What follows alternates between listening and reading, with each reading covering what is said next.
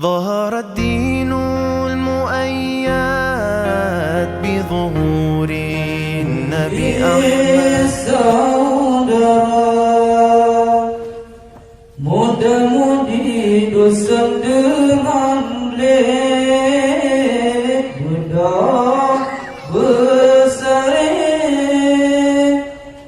bahati pemaju agama penjara seni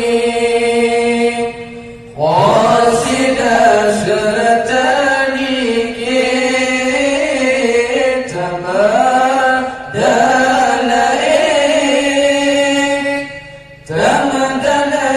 siap dakwah agama. Wahai saudara,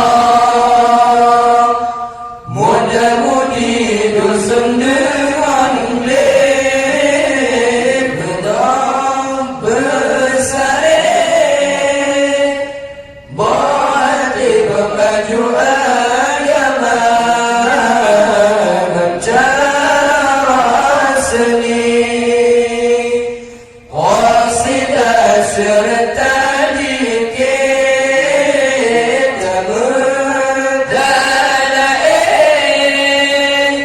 tamdalai siap dakwah agama. Pegang dong ngan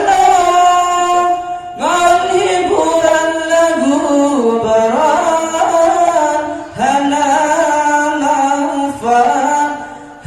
manfaat akhirat serta dunia. Terjalan mundur tahira ada bergotan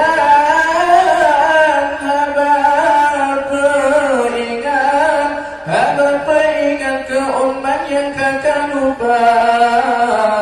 Wahai saudara, muda-mudi dusun dengan lek bedah bersari bahati pemaju agama mencara seni qasidah serta dikit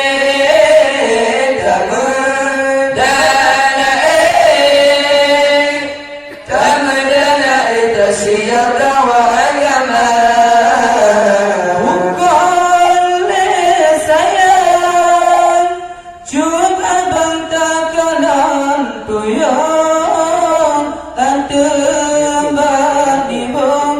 atemba di bong sayang kapatah sayang ada manyong hana bertanyong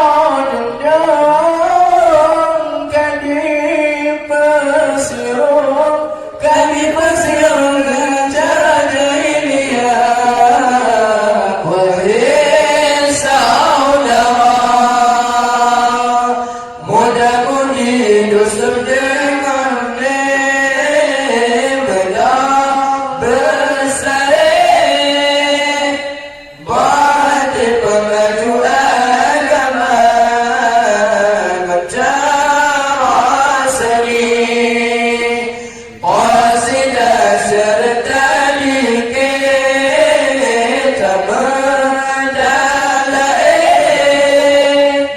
tamdalai siap dakwah agama. Wangka bendung gata-gata para generasi Islam ikan persatuan semoga Islam berjaya.